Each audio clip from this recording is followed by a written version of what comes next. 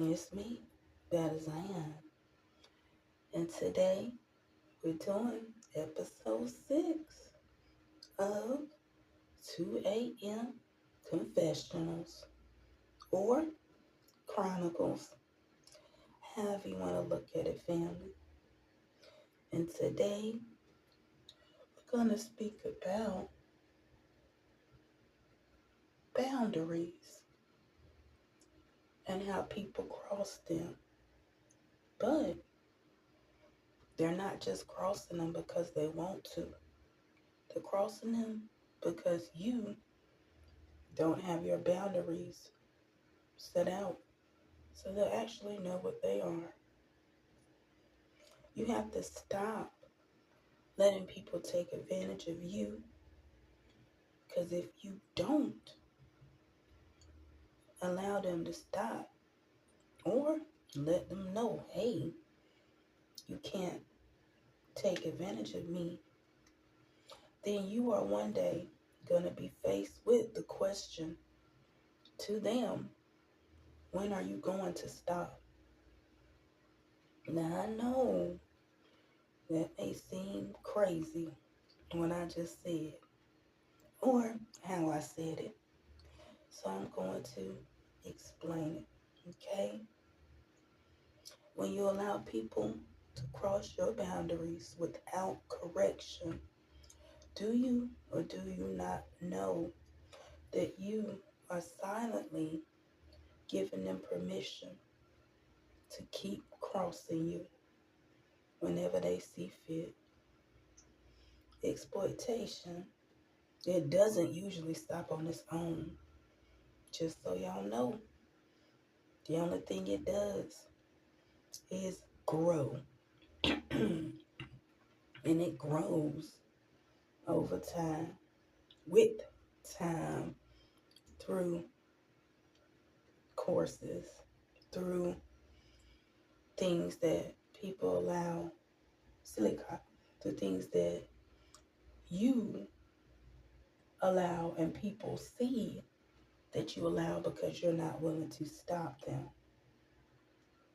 If you never establish limits, the day will come frustrating and it's going to force you to have to ask people, when are you going to stop? Right? Because by that point, they already done seen the pattern and they already done normalized it and memorized it. Okay? Now, for a small example, one could take is that, let's say you have your friend, Silica, you have your friend, right? And you take her to work, or him, take him to work, right? And it's like, it gets to a point where you be like, bro, is there anybody else that could take you? This is what you're saying in your mind, right? But you don't say it out loud. So you feeling your side and yourself that you get upset, frustrated, just dang, wondering if they know and seeing all the hard work that you are doing and trying to get them to work. Plus get yourself around, your kids around if you got them or if you don't. Handle your own businesses for the day or days with the S, right?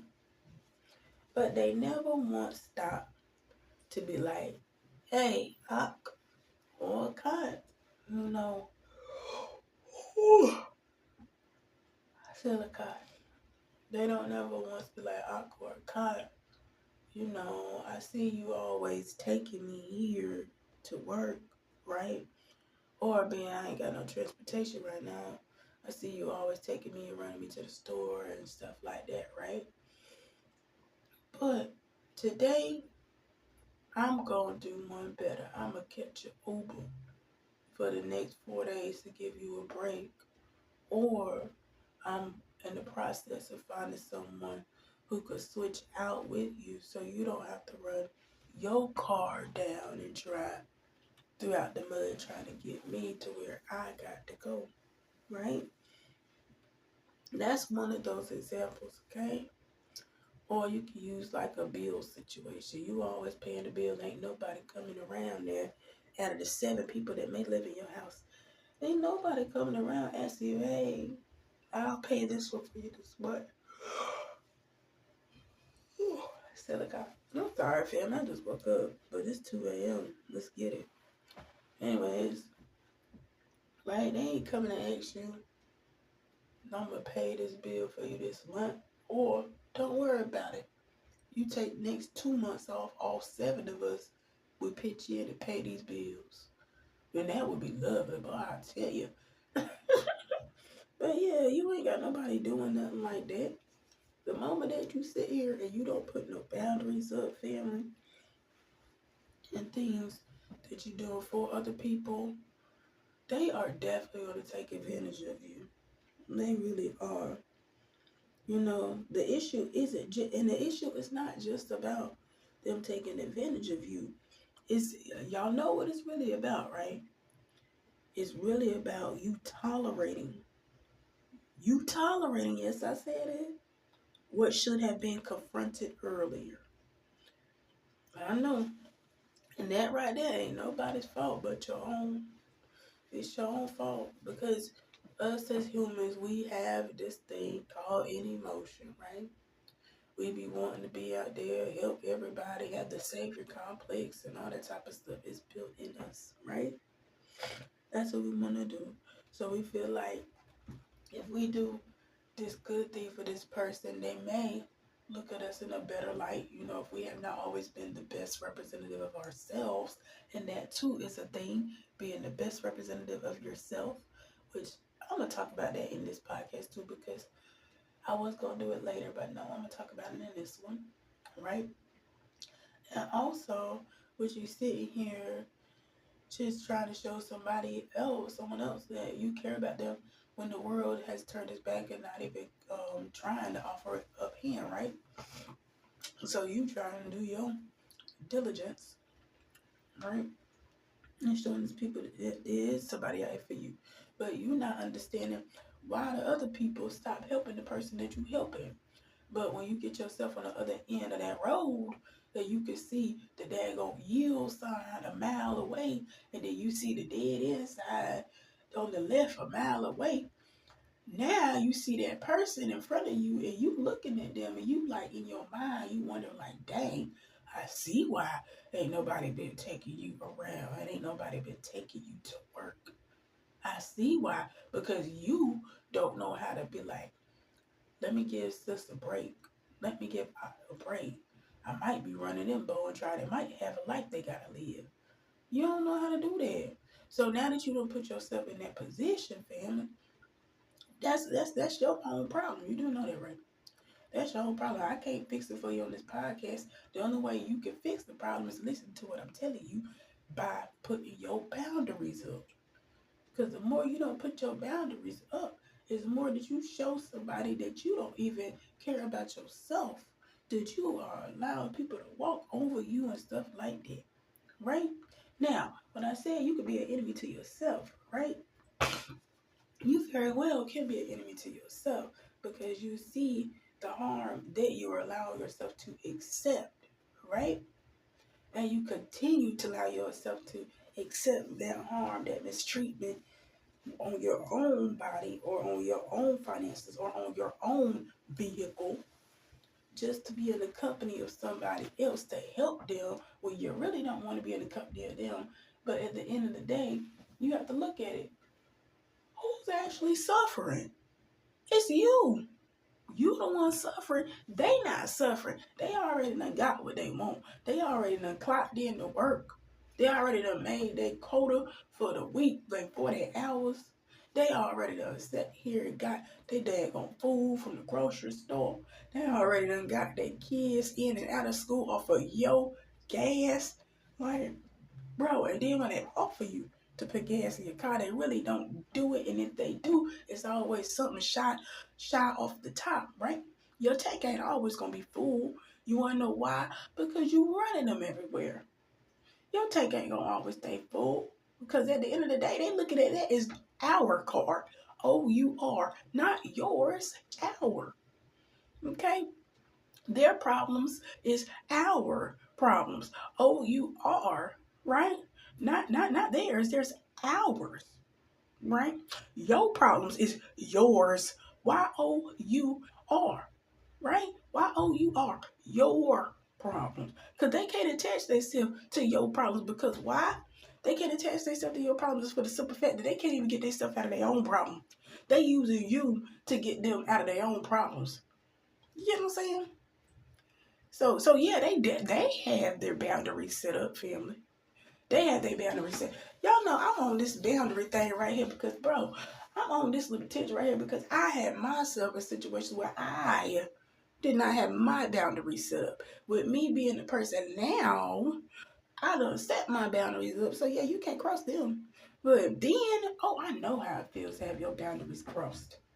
Absolutely. And I know how it feels to sit there and be complacent and be upset because ain't nobody acknowledging the fact that you're going out your way to make their day easier, to make their life easier, to take their burdens off of their shoulders. You know? And you still keep helping them because why? You feel like that's the righteous thing to do. Y'all what did the Elohim say? Y'all said just weights and just balances. What's just about you getting up at any time, any phone call, any text message, or you scheduling an alarm for every single day based off of the time frame that they need you to take them somewhere? And they not respond in righteousness by saying, hey, I got another way. I'll see you some other time. Or, hey, let me help get your oil changed because you running out all your oil in your car and I don't need the motor to break down on you. Well, that ain't just weights and just balances. Please understand that, people, because I'm tired of that too. You know what I'm saying? Yeah, I've been there. So it's always best for y'all to set y'all boundaries early, so you never have to beg for respect later, Because, boy, I tell you, chasing behind these daggone neck behind no good men back then, chasing behind these men to love me and stuff. That show, I ain't had no respect for myself, right? And then looking at them, right? It's like, bro, what was I thinking, first of all? And then second of all, I ain't had no respect for myself. But you, sir, ain't had no respect for me either. Because you allowed me to continue to chase you. Even though deep down inside, we weren't gonna be together long term. And people, bro, that's why I'm saying what I'm saying. You cannot allow people to take advantage of you. Because when you start, you're tolerating your end. You're tolerating what you're receiving from that person. You're tolerating the lack thereof communication that you're receiving from that person. Okay? You're tolerating that stuff because you have not completely found wholeness and oneness within yourself.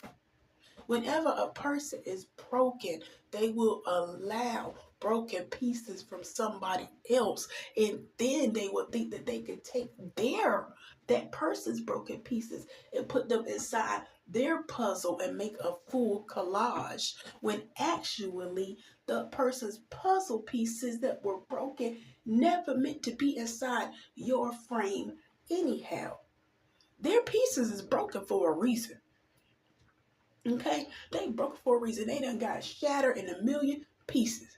And it's for a reason. And now you still standing at the end of that road, looking at that yield sign and the dead end sign, and looking at that person standing in front of you. And you putting the broken pieces that they got on the ground that's shattered into a million little pieces the way Yah intended it to be shattered.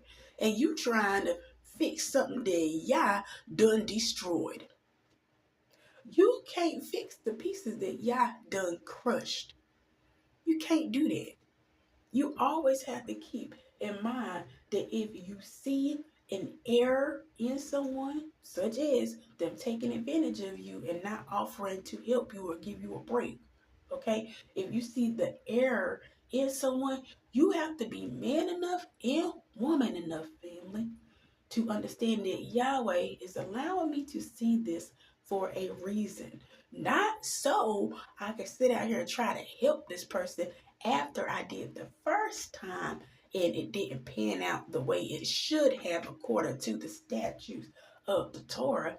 Righteous balances. Silly God, just weights and just balances, right?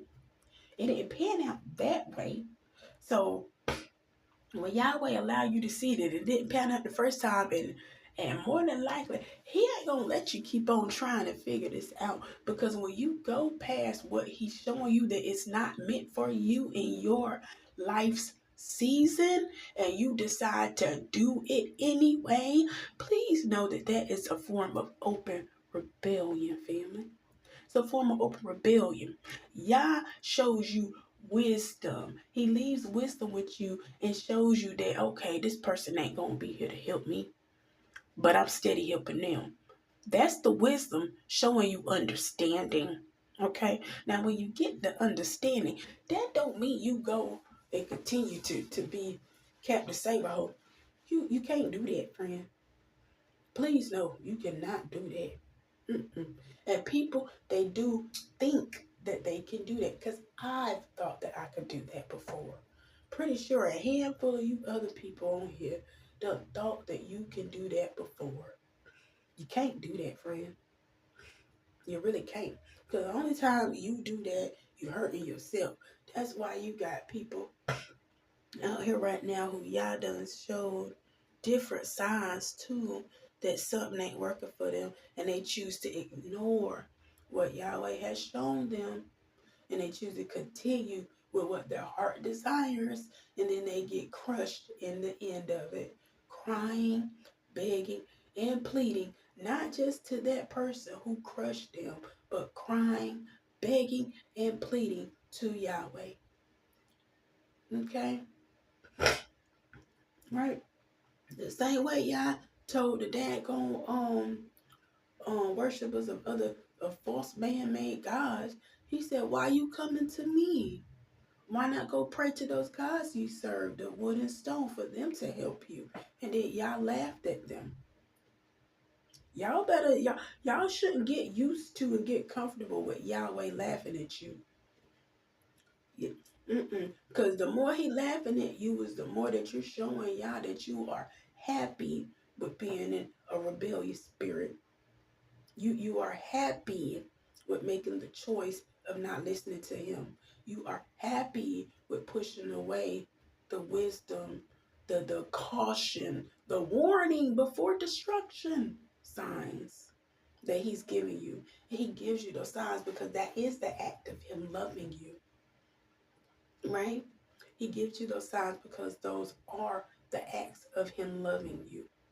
And a lot of people within these religions got it confused, where they say Yah is all love.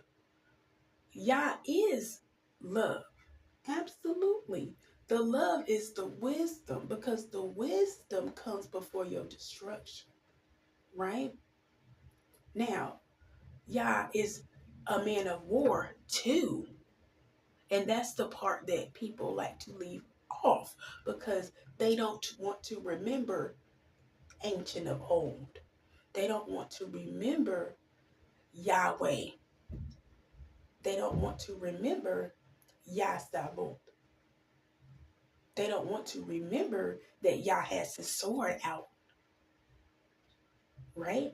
They only want to remember what is comforting to them, which is the love aspect of Yah.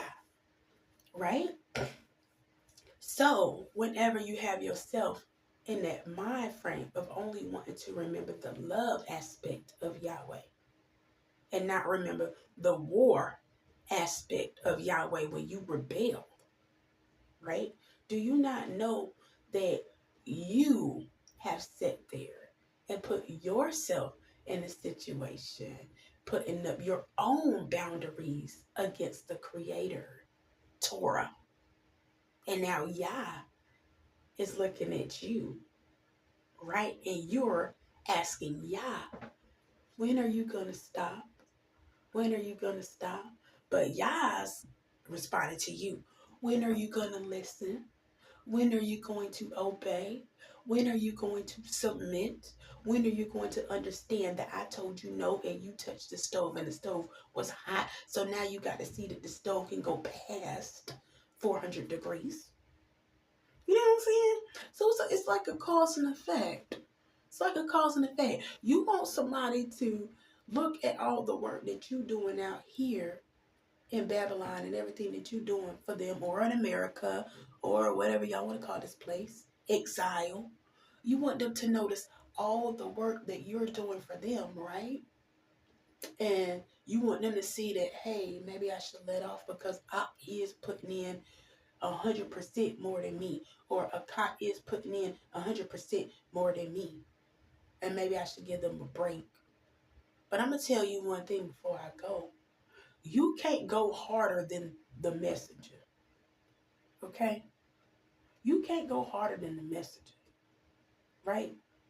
The messenger is going to be that person that you're helping all the time. Right? You can't get that person to work. Make sure they get there, calling their phone, blowing them up. Hey, I'm around the corner. I'm 5 minutes away. Make sure you have your stuff on. Make sure you got your belt straight. Make sure your shoes laced up. Make sure you grabbed your bag. When I pull up, run in the car so you don't be late. I know you're going to be there 10 minutes before you got to clock in, but hey, be early. It's being on time. They don't got that mindset. So why do you have that mindset for them? Their mindset is limited on what they have acquired over the years, what they have grew up into over the years. Their mindset is stuck on my schedule, say 7 a.m. I'm going to clock in at 7 a.m. Just because you showing there early, do you think they really going to get in that car, friend? Hell no.